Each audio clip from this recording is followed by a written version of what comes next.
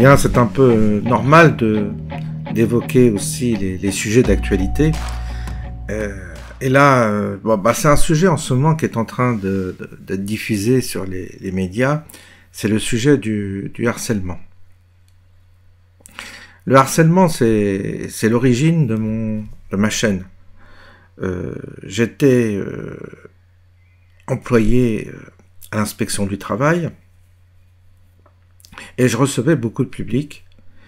Et 80% des gens qui venaient me voir se disaient victimes de harcèlement au travail. C'est un vrai sujet. Et donc, j'avais l'intention de créer cette chaîne et d'y apporter des éléments de réponse par rapport à ce qu'on appelle le harcèlement moral au travail. C'était mon sujet. Et puis, aujourd'hui, on parle de harcèlement des enfants, de suicide, de maladies déclenchées par le harcèlement. Le phénomène est toujours le même.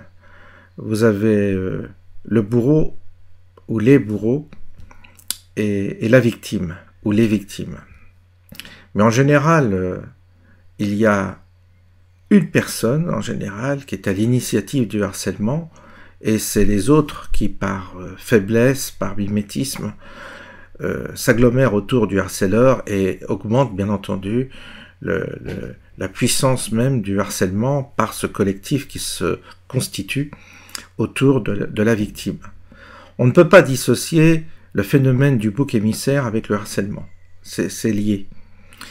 Et pour l'instant, je ne vois pas dans les médias mainstream une réflexion profonde, une réflexion intéressante, travailler sur la question du harcèlement en l'englobant d'une manière globale. C'est-à-dire, il n'y a pas que les enfants. Les enfants sont victimes de harcèlement, les adultes sont victimes de harcèlement, parce que le harcèlement fait partie des ressorts de l'être humain. C'est un phénomène tout à fait identifié et qui existe depuis la nuit des temps. Et vous avez cette caisse de résonance du harcèlement qu'est la collectivité qui, en général, bien entendu, est du côté du harceleur et non pas du côté de la victime. C'est un mystère, mais c'est comme ça. On est bien placés, nous, chrétiens, pour parler du harcèlement, parce que le Dieu qu'on vénère, c'est un Dieu qui a été crucifié, qui a été bouc émissaire. C'est le bouc émissaire, par excellence. Et on voit bien le phénomène qu'il a subi, c'est-à-dire qu'il a été isolé, ses disciples quasiment reniés, et donc c'est le phénomène du harcèlement, c'est-à-dire vous êtes seul sur votre croix, et tout le monde fuit, tout le monde vous renie, parce que c'est un ressort et c'est un phénomène anthropologique, je dirais, qui est inscrit dans la nature humaine. C'est pour ça que dans une société qui devient barbare, qui se déconstruit, il y a plus de harcèlement, parce que les pulsions instinctives reprennent de la force et remontent en surface dans une société non civilisée. Je ne veux pas dire que dans une société civilisée, il n'y a pas de harcèlement, mais je dirais que le harcèlement est un peu plus canalisé, maîtrisé, alors que dans une société non éduquée comme la nôtre aujourd'hui, qui devient barbare, eh bien entendu, nous allons nous trouver face à des phénomènes de harcèlement beaucoup plus répandus dans toutes les couches sociales et notamment dans toutes les couches de la génération, puisque face à ce phénomène, l'homme est lâche. L'homme se retranche et l'homme ne prend jamais parti pour la victime, ou très rarement. Ce sont des cas isolés. La solidarité que vous observez face à quelqu'un d'harcelé, vous verrez, elle est extrêmement réduite. La masse va toujours du côté de la force, parce que la masse reconnaît chez le harceleur la force et chez la victime la faiblesse. C'est assez simple comme constat. Et donc on aura beau tourner autour de ça, on ne résoudra jamais le problème. Vous allez chercher à poursuivre les harceleurs, certes, vous allez avoir beaucoup de mal à prouver que vous êtes victime de harcèlement si vous êtes en entreprise. pour les enfants, vous voyez aujourd'hui le mal que l'on a de poursuivre des mineurs pour harcèlement, donc c'est peine perdue, disons, et du coup, on ne sortira pas de ce cercle infernal, de ces cercles vicieux, où la victime est de plus en plus isolée et mal comprise. D'où le suicide, évidemment. Des suicides, il y en a eu. Il y en a chez les jeunes, mais il y en a aussi chez les adultes, pour cause de harcèlement. Je vais vous citer le cas d'une tentative de suicide d'une de mes collègues, j'en ai déjà parlé. Nous vivions dans un même bureau, et une personne, une employée de la préfecture de police, pour ne pas nommer le service, a été harcelée. Tant que nous étions là, moi et une autre collègue, qui se reconnaîtra si elle m'écoute, nous la protégions, nous l'encouragions et nous la soutenions moralement. Et puis, comme vous le savez, j'ai fait un concours qui m'a permis de rejoindre la campagne, et donc je suis parti de la préfecture de police pour entrer dans un autre service, l'inspection du travail. Et ma collègue, pareillement, elle avait demandé sa mutation en Bretagne, elle est allée en Bretagne. Et cette collègue, qui était victime déjà, il y avait déjà des prémices de harcèlement, si vous quittez le bureau, elle dit c'est mon arrêt de mort.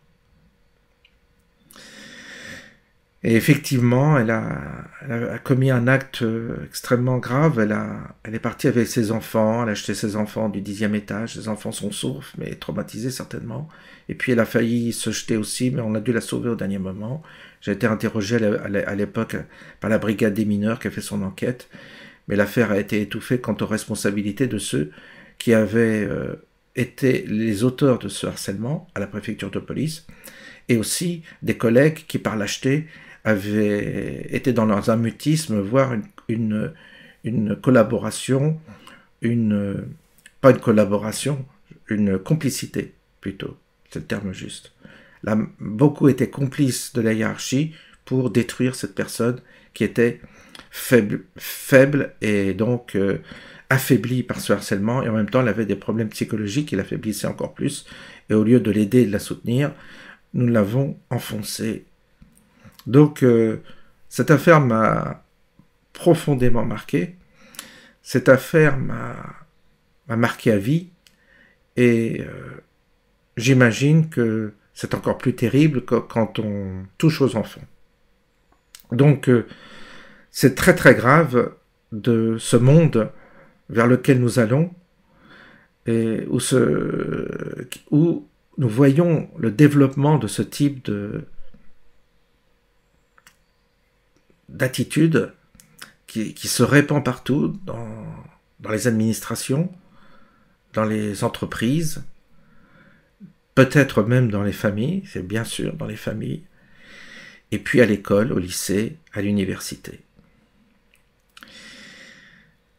Il faut bien voir, et c'est pour ça que je tiens à le rappeler, il faut voir que ça répond à des mécanismes qui sont inscrits dans notre ADN.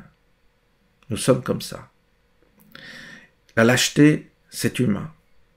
Et les lâches vont avec les forts, jamais avec les faibles. Le phénomène du bouc émissaire, il a été décortiqué par René Girard. C'est une forme d'exutoire du mal de la communauté. C'est-à-dire que la communauté se décharge sur un individu de son péché, je dirais. De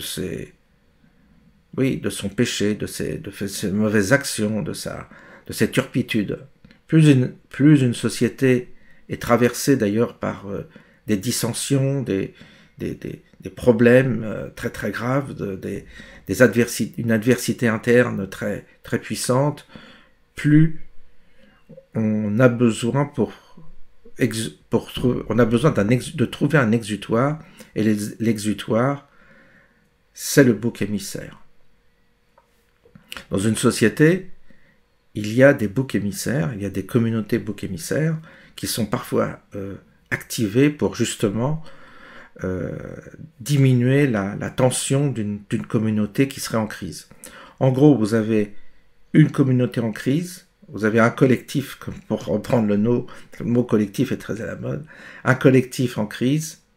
Pour guérir cette crise, il lui faut un exutoire. Et c'est le bouc émissaire qui joue le rôle de victime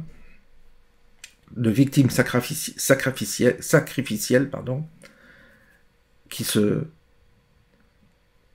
qui est donc une forme de sacrifice sur l'autel collectif pour guérir de cette faute originelle dont seraient coupables les hommes. On tourne autour de ces questions-là. On tourne toujours de ces questions-là. Alors, éradiquer le harcèlement, est-ce qu'on a la clé? Il faudrait être très orgueilleux aujourd'hui pour prétendre qu'on peut éradiquer le harcèlement. D'un point de vue civilisationnel, je pense qu'il faut que la nature humaine change, qu'elle évolue, qu'elle soit intérieurement transformée. C'est toujours ce que je pense et je dirais tout le temps ça. Il faut que l'homme se transforme, il ne soit plus ce même homme. Donc je ne dis pas qu'il faut qu'il aille vers le transhumanisme, mais d'une manière inversée, il s'agit aussi de faire ce type de changement, c'est-à-dire à l'inverse du transhumanisme, il faut aussi procéder à une modification, je dirais presque de l'ADN humain, pour en faire un être plus évolué, plus sage, plus spirituel. Ça, c'est la première condition, mais ce sont des vœux pieux. Deuxième chose, pour éradiquer le harcèlement, c'est à chacun de nous, peut-être, de repérer le harceleur et de s'en prendre courageusement à celui-ci en le calmant immédiatement. Plus vous aurez du discernement et de la lucidité, c'est-à-dire plus vous identifierez rapidement la personne coupable de harcèlement, plus vous aurez la possibilité de protéger la future victime ou les futures victimes.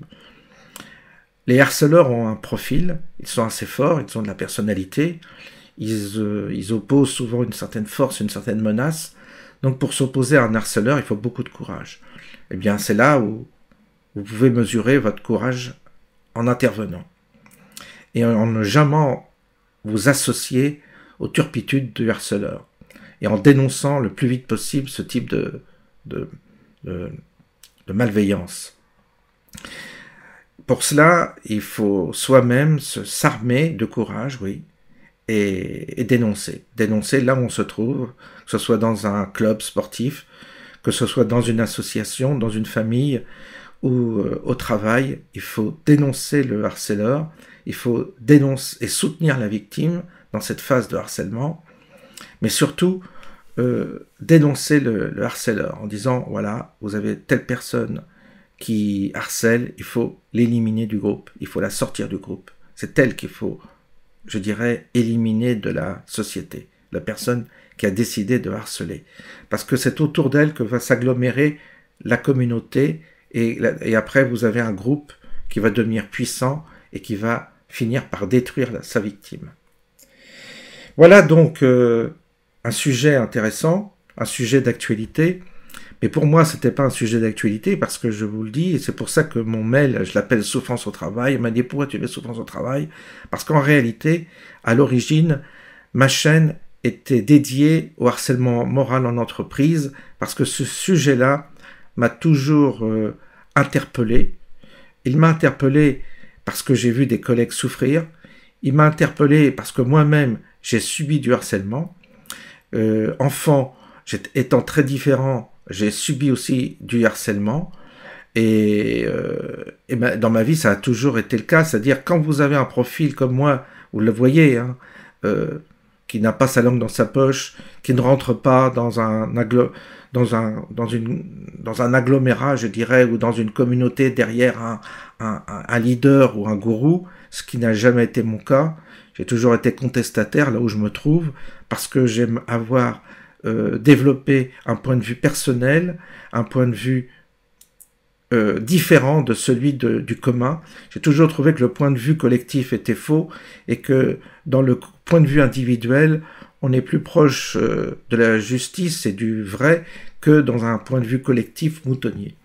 Donc cela, effectivement, ça m'a valu parfois de subir du harcèlement, de la méchanceté, et c'est pas fini, ça continuera jusqu'à la fin de ma vie, et c'est pour ça que je vis seul, c'est pour me garantir une certaine protection, de façon à ne pas subir à nouveau ce type de comportement que moi j'identifie très rapidement, et croyez-moi, si enfant je me suis un peu laissé faire parfois, en tant qu'adulte je me suis jamais laissé faire, même si c'était au prix d'un licenciement, d'une sanction, tout ce que vous voulez, mais non, jamais, jamais, jamais, jamais. Pour moi, un salaud c'est un salaud, il faut le dénoncer, et c'est pour ça que j'ai été même, bien que je ne partage pas la philosophie de la CGT, j'ai même été délégué CGT, parce que c'était quand même au service administratif où je travaillais, c'était quand même le syndicat le plus puissant, avec lequel on arrivait à parfois agir dans l'intérêt de la victime, et donc par efficacité, j'avais choisi la CGT pour au moins aider les gens qui étaient victimes de harcèlement au travail dans l'administration. Voilà un peu ce soir ce que je vous dis. Cette vidéo passera demain matin. Je vous souhaite une bonne journée et je vous dis à bientôt.